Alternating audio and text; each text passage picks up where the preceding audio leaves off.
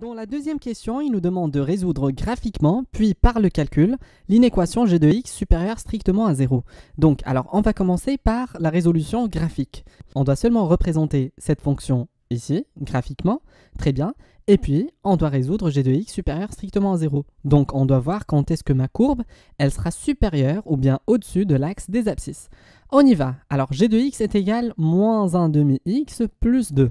Alors, g de x est égal à moins 1 demi x plus 2. Qu'est-ce que je dois faire? Je dois chercher deux points. Alors, essayons de prendre par exemple g de 0.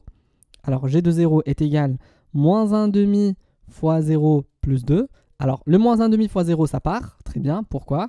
Parce que c'est quelque chose fois 0. Ça s'annule automatiquement. Et puis, donc ça donne directement 2. Ça veut dire que le point 0, 2 va appartenir à la courbe. Très bien. Alors, on va faire de même, on va calculer par exemple g de 1, parce qu'on a besoin de 2 points. Pourquoi? Parce que g est une fonction affine, donc elle sera sous forme d'une droite. Une droite, pour la tracer, on a besoin au moins de 2 points. Alors, calculons par exemple g de 1.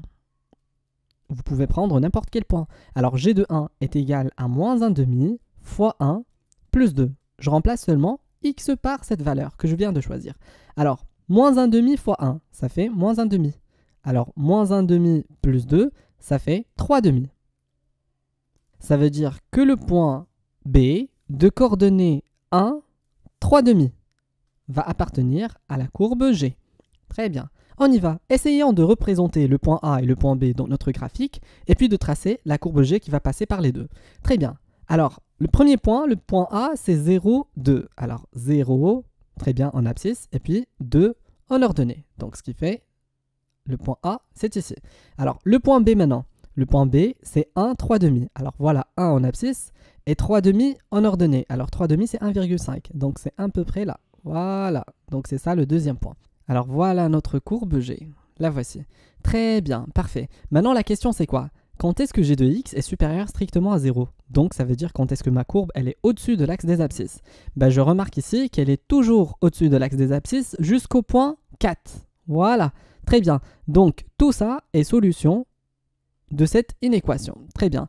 Alors, cet intervalle, en fait, c'est quoi? C'est moins l'infini jusqu'à 4 avec le 4 exclu. Pourquoi on l'avait exclu? Parce que ici, on a supérieur strictement à 0. Or, l'image de 4, c'est en fait 0. Donc, on doit l'exclure.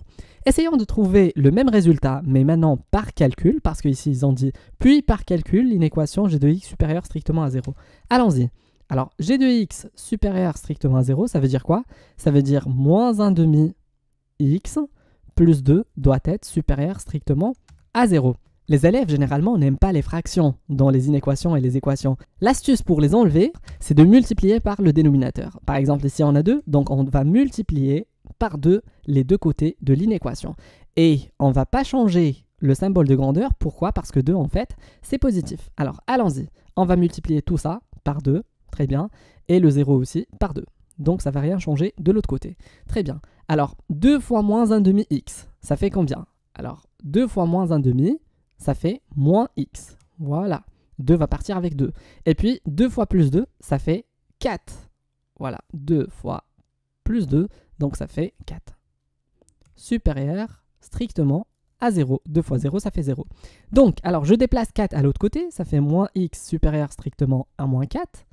Alors, si je multiplie des deux côtés par moins 1, je dois faire attention parce que moins 1, c'est un nombre négatif.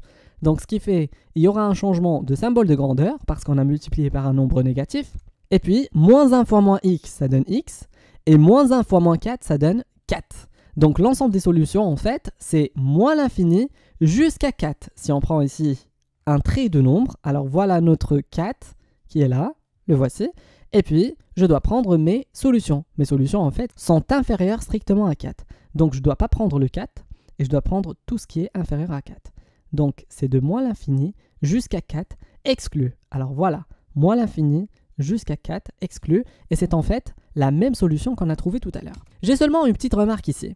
Quand on est là, il y a une astuce que vous pouvez utiliser parce que généralement, le piège ici, c'est le fait de multiplier par moins 1. Les élèves oublient de changer le symbole de grandeur. Le remède à ce problème, c'est quoi? C'est de déplacer le moins x à l'autre côté, à la place du 4. Alors en fait, ça va donner quoi? Alors moins x plus 4 supérieur strictement à 0. Voilà. Qu'est-ce qu'on doit faire? On doit déplacer le moins x à la place du déplacement du 4. Donc ça donne 4 supérieur à x. Très bien. 4 supérieur à x, ça veut dire x est inférieur à 4. Et voilà, on trouve la solution en évitant le piège. Très bien, on passe à la troisième question. N'oublie pas de t'abonner à ma chaîne YouTube en cliquant sur le bouton s'abonner. Partage la vidéo, laisse un like et pour plus d'exercices corrigés, visite le site web astuciamat.com. À la prochaine!